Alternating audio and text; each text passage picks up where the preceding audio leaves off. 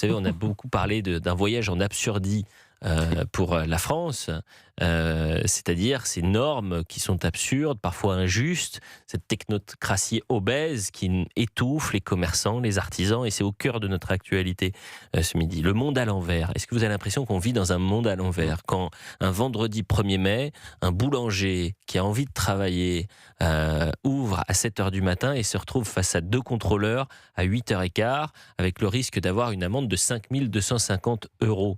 Et que dans le même temps, vous avez un 1er mai, 20 000, je mets des guillemets à teufeurs, parce que ce n'est pas des teufeurs, c'est des gens qui illégalement se retrouvent sur un terrain militaire extrêmement dangereux. Ça se passe près de Bourges. Vous avez 2000 voitures et 20 000 personnes qui sont actuellement rassemblées donc en toute illégalité pour participer à cette rave party. Ils appellent ça la grande rave antifasciste.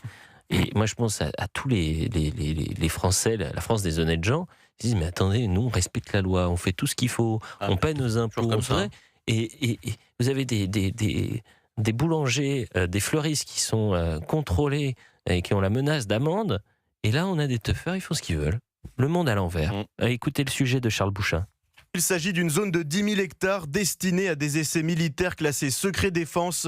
Ce site militaire situé notamment sur la commune de Cornus est très dangereux. Des munitions non explosées peuvent encore être présentes dans certains secteurs, prévient Edith Raquin, la maire du village. Le terrain militaire, c'est une surface de 30 km de long sur 5 km de large. En plein milieu, vous avez le champ de tir, des terres sur lesquelles on ne peut pas pénétrer. C'est là qu'ils font des tests sur des munitions. Face au risque d'explosion, la préfecture du Cher appelle les participants à ne pas faire de feu, ne pas creuser et ne pas ramasser quoi que ce soit. L'installation de chapiteaux ou de tentes est également déconseillée.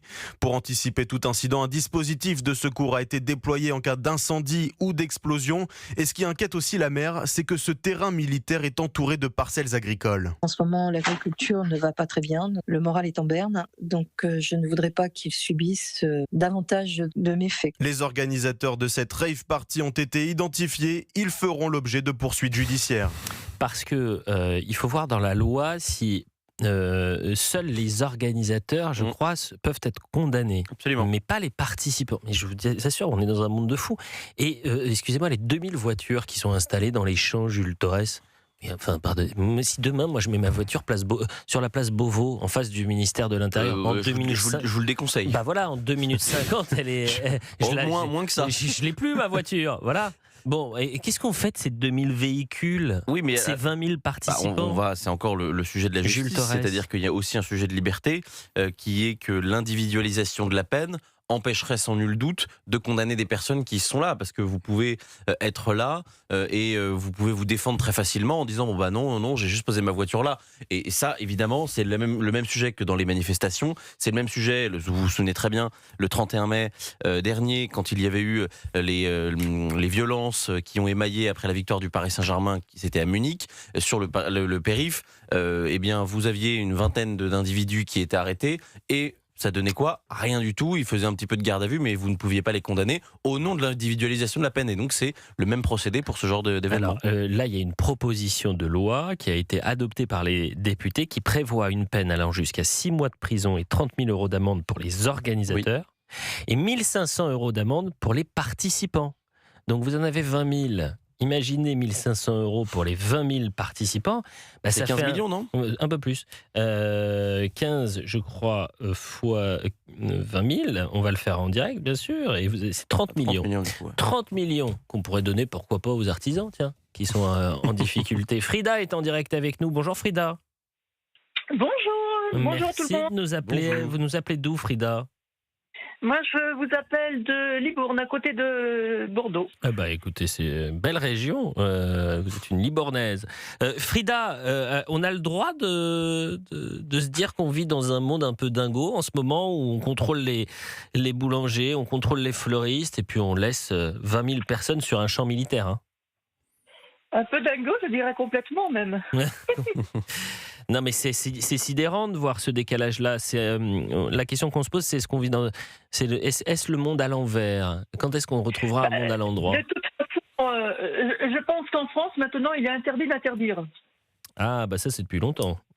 C'est depuis mai 68. Ça dépend pour qui. C'est le problème, c'est la géométrie variable, Alexandre effectivement. Ah voilà, tout à fait. Ah ben, c'est sûr que c'est plus facile d'attaquer le pauvre boulanger qui a ouvert un du Mans que des rêves partis où ils sont 2 ou 3 000. Mais ils sont pas 2 ou 3 000, ils sont 20 000, Frida. 20 000 en plus, vous 20 voyez, 000. je suis là. Ouais, non mais vous vous rendez compte, Sérieux, c'est-à-dire voilà, que 20 000 personnes se C'est une disent, ville. moi la loi, aller sur un champ militaire, je m'en fous. Voilà, je fais ce que je veux. Et vous avez un En plus, État sur qui est terrain militaire, impuissant. Qui dit militaire dit quand même un terrain privé. Et puis surtout un terrain dangereux en raison des munitions exactement. non explosées qu'il peut contenir.